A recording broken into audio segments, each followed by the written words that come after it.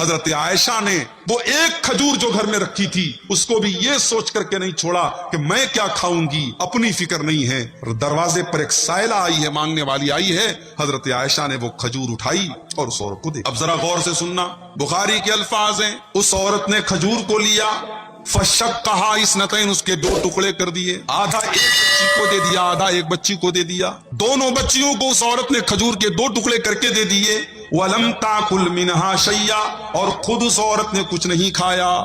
جب وہ عورت چلی گئی، حضرت عائشہ یہ منظر دیکھ کر کے بہت متاثر ہوئی۔ شام کو جب اللہ کے رسول آئے، اما عائشہ نے اللہ کے رسول کو پورا واقعہ سنایا اور کہا اے اللہ کے رسول، ایسا ایسا معاملہ آج پیش آیا تھا، ایک عورت آئی تھی اور اس کو میں نے کھجور دیا اور اس کھجور کو اس نے دونوں بیٹیوں کو دے دیا، اس عورت نے خود نہیں کھایا۔ اب اللہ کے نبی کا جواب سنو، بیٹی والو بڑے خوش نصیب بھی ہو اور بہت بڑا امتحان بھی اللہ نے آپ کے سر پہ ڈالا۔ اللہ کے نبی نے فرمایا اے عائشہ، من ابتلی من هذه البنات شيئا كن له سترا من النار، اے عائشہ اللہ تعالیٰ جس کو بیٹی دے دے اور بیٹی دے کر کے جس کا امتحان اللہ تعالیٰ لے لے اور اس امتحان میں وہ ماں باپ کھرے اتر جائیں، وہ اپنی بیٹی کی صحیح پرورش کریں، کن لہو سترا من النار، تو وہ بیٹیاں اپنے ماں باپ کو جہنم کی آگ سے بچائیں گی۔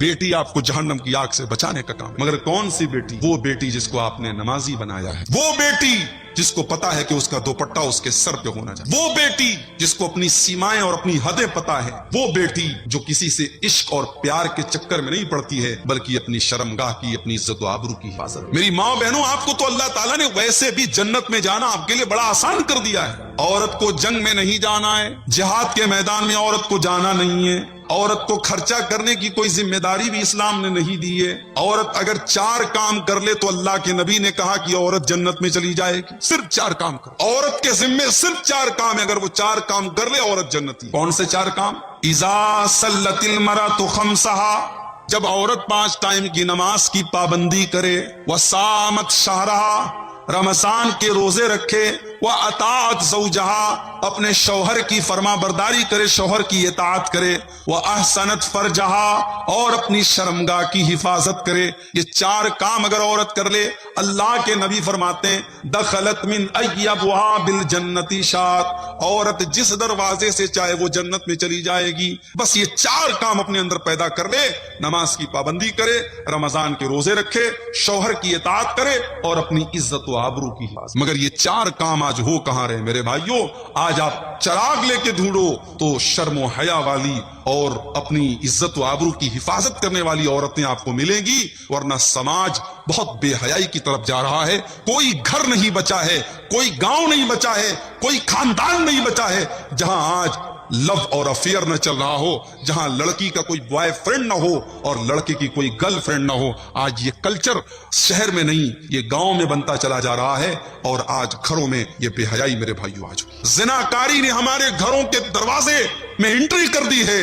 اور اسی لیے اللہ نے جب قرآن میں زناکاری سے ہمیں اور آپ کو روکا ہے تو اللہ نے زناکاری کے چور دروازوں سے بھی روکا ہے۔ زناکاری کہاں سے آتی ہے سماج میں، اللہ نے ان چور دروازوں سے بھی ہمیں اور آپ کو روکا ہے۔ اسی لیے اللہ نے قرآن میں یہ نہیں کہا تم زنا مت کرو، اللہ نے فرمایا ولا تقربوا الزنا، تم زنا کے قریب بھی نہ جاؤ، تم زنا کے قریب بھی نہ جاؤ، انہو کانا فاحشۃ وساء سبیلا، یہ زنا تو بڑا ہی گندا کام ہے، بڑا ہی برا راستہ ہے زنا تک لے کے جانے والی۔ سب سے پہلی چیز ہے آنکھیں۔ جب لڑکا چل رہا ہے راستے میں، ایک خوبصورت لڑکی جا رہی ہے اور لڑکی نے کپڑے بھی ایسے پہنے ہوئے ہیں کہ وہ اپنی طرف لوگوں کو آکرشت کر رہی ہے، کھینچ رہی ہے۔ اب ظاہر ہے لڑکے کی نظریں اٹھ رہی ہیں لڑکی کی طرف، لڑکا اس لڑکی کو دیکھ رہا ہے اور لڑکی کو دیکھ کر کے لڑکے کے دل میں اتےجنا پیدا ہو رہی ہے، غلط خیالات پیدا ہو رہے ہیں، شہوانی خیالات پیدا ہو رہے ہیں۔ اسی لیے اللہ نے قرآن میں سب سے پہلے اس کے اوپر پابندی لگائی،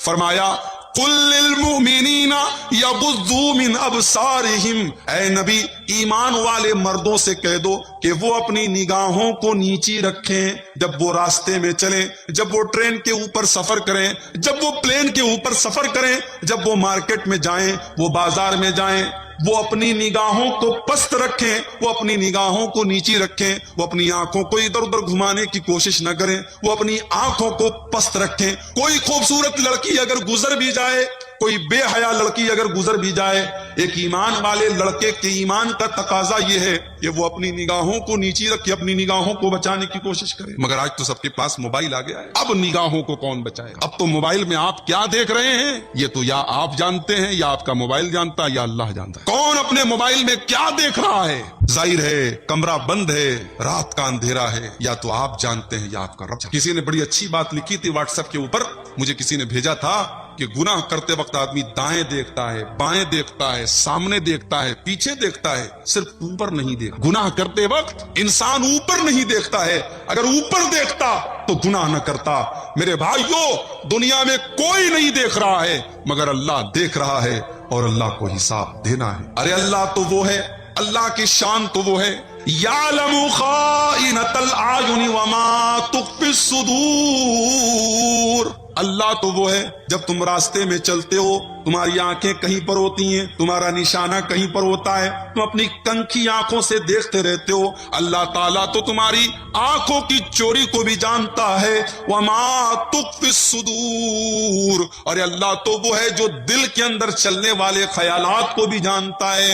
دنیا کے اندر ابھی تک کوئی ایسی مشین پیدا نہیں ہوئی جو دل کے خیالات کو دیکھ سکے، جو ایسا کوئی الٹرا ساؤنڈ پیدا نہیں ہوا، ایسی کوئی مشین پیدا نہیں ہوئی جو دل کے خیالات کو دیکھ سکے، مگر اللہ تعالیٰ تو وہ ہے جو دل کے خیالات کو بھی جان لیتا ہے. دل کے اندر کیا چل رہا ہے اللہ کو تو وہ بھی پتا ہے. میرے بھائیو، اگر انسان کے دل میں صرف یہ بات بیٹھ جائے کہ اللہ دیکھ رہا ہے تو انسان بہت سارے گناہوں سے بچ سکتا ہے. آج جاہل، عالم، نمازی، بے نمازی، اس موبائل نے سب کو خراب کیا ہے. میں نے تو ایسے ایسے لوگوں کے موبائل پر گندی چیزیں دیکھی ہیں جن کے ماتھے پر میں نے سجدے کا نشان دیکھا ہے، جن کے چہرے پر میں نے لمبی داڑھی بھی دیکھی ہے. ان کے موبائل کے بھی گندگی سے آج پاک نہیں ہے. کیوں؟ کیونکہ آج اس موبائل نے گناہ کا موقع دے دیا ہے. آدمی اکیلے میں ہے، موبائل اس کے پاس ہے، انٹرنیٹ چالو ہے، کچھ بھی دیکھ سکتا ہے، کون روکنے والا ہے؟ میرے بھائیو، اگر ہم نے اپنی تنہائی کو گناہوں سے نہیں بچایا تو یاد رکھو ہماری نیکیاں برباد ہو جائیں گی، ہمارے نمازیں ہماری برباد ہو جائیں گی. اور 17 تاریخ سن 58 ہجری کا تاریخی واقعہ سیدہ کائنات ام المؤمنین حضرت عائشہ صدیقہ رضی اللہ عنہا کی وفات حسرت آیات ہے.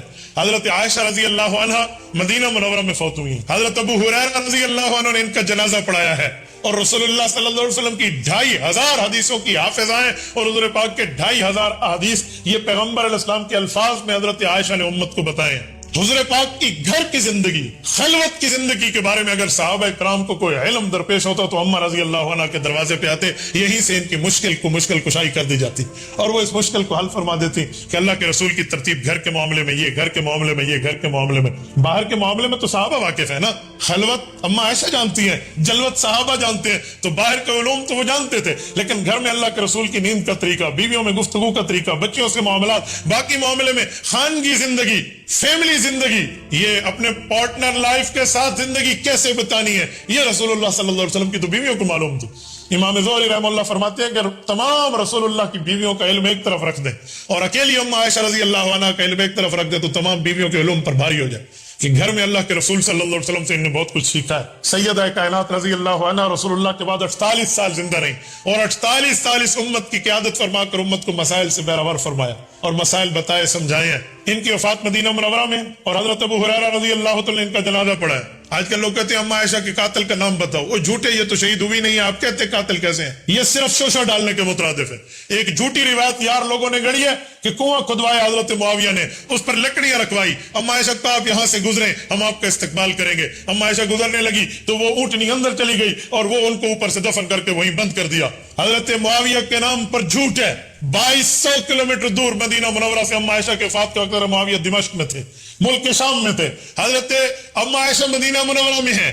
کیسی بات کرتے ہو؟ اس کنویں کا کسی حدیث کی کتاب میں ذکر تک نہیں ہے، اس کنویں کا کسی صحابی اور اہل بیت کی روایت میں ذکر تک نہیں ہے، کسی سچی حدیث میں اس کا تذکرہ تک نہیں ہے. تو یہ اڑتی چڑیا کی رپورٹ ہے، یہ لوگوں کی زبان کی باتیں ہیں، یہ صرف پیغمبر کی بیوی کی عزت سے جلنے کے مترادف ہے. سنیں، عائشہ ان عورتوں میں افضل عورت ہے جن کو قرآن کہتا ہے تو نیکی ایک کرے گی ہم تجھے اجر دگنا دیں گے. 22ویں پارے کو رب نے شروع اس آیت سے فرمایا ہے وَمَن يَقْنُتْ مِنكُنَّ لِلَّهِ وَرَسُولِهِ وَتَعْمَلْ صَالِحًا، نبی کی بیوی تقویدار ہے، نیک عمل کرے گی، نُؤْتِهَا أَجْرَهَا مَرَّتَيْن، ایک ہوتے مرتن ایک بار، मरतैन, 2 बार फरमाया तामल सालिहा, तेरी नेकी होगी, नुतिहा अजरहा मरतैन, रब की रहमत कहती है मैं तुम्हें 1 के 2 करके सवाब दूंगा। आयशा सिद्दीका के लिए अल्लाह के रसूल ने फरमाया फजल आयशा अला साइर निसा तो फजल सरीद अला साइर ताम, रसूलुल्लाह को सरीद, ये रोटी को टुकड़े करके सालन में भिगो के खाना, जिसे हम अपनी जुबान में सोबत कहते हैं,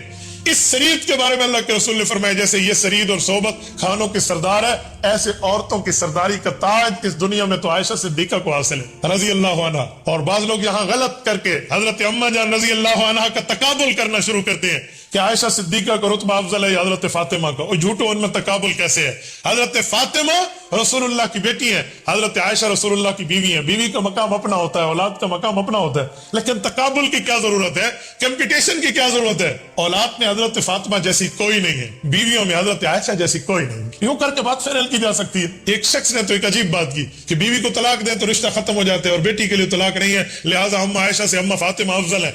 मैंने कहा अम्मा फातिमा की जूतियों की खाक हमारी आंख का सुरमा, लेकिन तेरे बोझ के जवाब देते हुए मैं कहूंगा तलाक दे तो बीवी जुदा होती है। अम्मा आयशा तो हुजूर पाक की दुनिया में भी बीवी है, आखिरत में भी बीवी है। यहाँ तो डिवोर्स का कंसेप्ट ही नहीं है। कुरान करीम ने खुद कहा है कि आज के बाद आपने इन बीवियों को तब्दील नहीं फरमाया, यही रहेंगे। हालांकि शुरू में तो इख्तियार था, तुरजी मन तशाउ मिनहुन्ना व तुवी इलैका मन तश, नहीं, फिर बाद में तो फरमा दिया यही आपकी बीवी है। मेरे दोस्तों रसूलुल्लाह सल्लल्लाहु अलैहि वसल्लम ने दुनिया आखिरत की बीवी बनाई, और यहाँ क्या जुमला। हाँ, मैं इस पर एक जुमला कहता हूँ, हदीस पाक में है कि हर बीवी जन्नती खामद का हाथ पकड़ के जन्नत जाएगी। अल्लाह हर मुसलमान को तौफीक अता फरमाए। क़यामत का मंजर होगा, हजरत अली मुर्तजा के हाथ पे अम्मा फातिमा का हाथ होगा, ये जन्नत के सरदार बन के जाएंगे। लेकिन यहाँ भी हाथ में रसूलुल्लाह का हाथ अम्मा आयशा सिद्दीका के हाथ में। अम्मा आयशा माँ है, हजरत फातिमा बेटी है। बेटी का रुतबा बहुत बड़ा, हदीस पाक में जन्नत में औरतों की सरदारी का ताज अम्मा फातिमा रजी अल्लाह अन्हा के सर पे है। लेकिन माँ होती है, खुद फातिमा बेटी है, तो इनकी अपनी जन्नत कहाँ हुई? खदीजा और आयशा के कदमों में हुई ना। नहीं कहा गया अल जन्नत तहत अक़दामिल उम्महात, कि औलाद की जन्नत माँ के कदमों तले। तो हजरत फातिमा यकीनन जन्नत की औरतों के सरदार हैं। ये हमारी आंख की ठंडक, हमारे कुलूब का इत्मीनान, हमारे ईमान का महवर और मरकज। लेकिन खुद फातिमा तो ज़हरा रजी अल्लाह अन्हा की जन्नत तो अम्मा खदीजा और अम्मा आयशा के कदमों में मिलती है। जैसे हजरत हसन और हुसैन को रजी अल्लाह अन्हुमा जन्नत के नौजवानों की सरदारी का ताज हासिल है, लेकिन इन सरदारों की अपनी निस्बत अम्मा फातिमा से क्या है? अम्मा फातिमा इनकी अम्मी है। तो हजरत हसन हुसैन बावजूद जन्नत के नौजवानों के सरदार है, लेकिन हसन हुसैन की अपनी जन्नत अम्मा फातिमा के कदमों तले। तो रुतबों में कंपटीशन नहीं होता, दर्जात और रुतबात और मकामात में कंपटीशन और मुकाबलेबाजी नहीं होती। जिसको रुतबा खुदा ने दिया, ये रुतबा बुलंद मिला, जिसको भी मिल गया। और मुद्दई के वास्ते दारो रसन कहाँ? ये वो लोग हैं जिनका वास्ता देकर तुम रब से मांगो, रब आपकी झोली भर दे। ये वो शख्सियात हैं जिनके वसीला देकर अल्लाह से मांगे, अल्लाह गुनाहों को माफ फरमा दे। इनके ऊपर इस तरह बोझ के निश्तर, इनके ऊपर इस तरह नफरत के